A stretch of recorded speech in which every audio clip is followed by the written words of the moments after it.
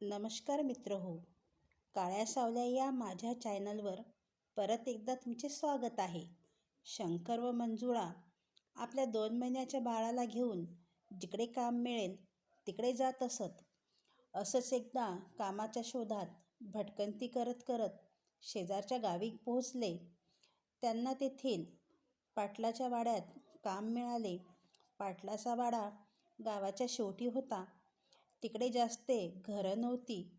शंकरला वाड्यासमोर 2 खोल्याच्या घराचे त्यांना राहायला दिले.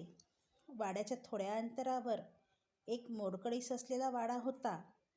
तेथे कोणी राहत नव्हते. तो वाडासुद्धा पाटलांचाच होता. मंजुळाला पाटलाच्या वाड्यात स्वयंपाकाचे काम करायची, तर शंकर शेतातील कामासोबत वाड्यात पाणी भरणे, वाडा झाडलोट करणे, तसेच पाटील सांगतील ते काम शंकर करायचा. शंकरचा कुटुंबाचा गाडा व्यवस्थित चालू होता. मंजुळा 2 वेळेचा स्वयंपाक आटपून आपल्या लहान बाळासह खोलीतच असायची. शंकर व मंजुळा या गावात नवीन असल्याने त्यांना गावाची जास्त माहिती नव्हती. समोरच्या वाड्यात एक भले मोठे वडाचे झाड होते. त्या झाडाला एक मोडकळीस आलेला झोका लटकवला होता.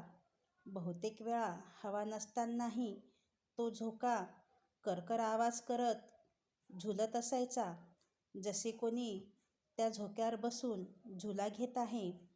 तर रात्रीच्या वेळी त्या झाडावर कोणीतरी असल्याचा भास व्हायचा आणि एकटक आपल्याच घराकडे बघत आहे असं वाटायचं.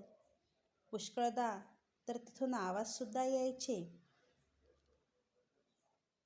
एकदा लहानगा मधुकर, शंकर व मंजुळाच्या बाळाचे नाव मधुकर होते, रात्रीच्या वेळी पुष्कळ रडायला लागला. काही केल्या शांत होत नव्हता. रात्रीचे 11 वाजले होते. मधुकरचे रडणे काही थांबत नव्हते. तेवढ्यात दारावरची कडी वाजली. शंकर व मंजुळा एकमेकांकडे बघून विचार करू लागले, एवढ्या रात्री कोण आले असणार बरं? कडीचा आवाज येताच शंकरने भीत दरवाजा उघडला, तर समोर हिरवे लुगडे घालून कपाळावर मोठे कुंकू असणारी एक मध्यम वयाची बाई उभी होती. दार उघडताच ती आत आली आणि ती म्हणाली, किती वेळचे बाळ रडत आहे. बाळाचे रडणे ऐकून मला राहवलं नाही म्हणून मी आली. मंजुळाने विचारले, तुम्ही कोण? यावर ती म्हटली, मी राधिका. मी समोरच्याच वाड्यात राहते. यावर मंजुळा म्हणाली, मी तुम्हाला कधी बघितलं नाही समोरच्या वाड्यामध्ये. ती म्हणाली, मी पाटलीन आहे, पाटलांची बायको. मी समोरच्या वाड्यातच असते. गावी गेले होते, आजच आली, त्यामुळे तू मला बघितले नसेल. असे म्हणत म्हणत ती बाळाजवळ गेली आणि बाळाला उचलून घेतलं. बाळाला उचलून घेताच बाळसुद्धा शांत झालं. आता बाळ रडायचं थांबले होते. थोड्या वेळ राधिका त्याला पाळण्यात टाकून वापस गेली. आता राधिका रोज बाळाला खेळायला यायची, सांभाळायची आणि निघून जायची. मधुकर पण आता राधिकाजवळ छान खेळायचा. मधुकरला राधिकाची सवयच पडली होती. पाटलाच्या राहत्या वाड्यात पाटलांचे आईवडील, पत्नी व मुले नोकर चाकर असे होते. पाटलांचा वाडा अगदी भरलेला होता. एके दिवशी पाटलांची आई आणि मंजुळा दोघीजणी दळण करत बसल्या होत्या.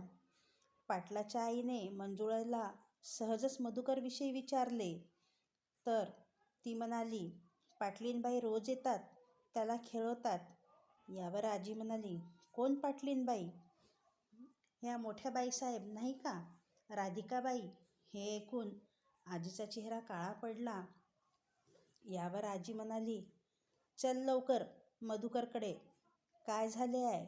असे म्हणत असताच आजीने मंजुळाचा हात पकडला आणि मधुकरकडे घेऊन आली.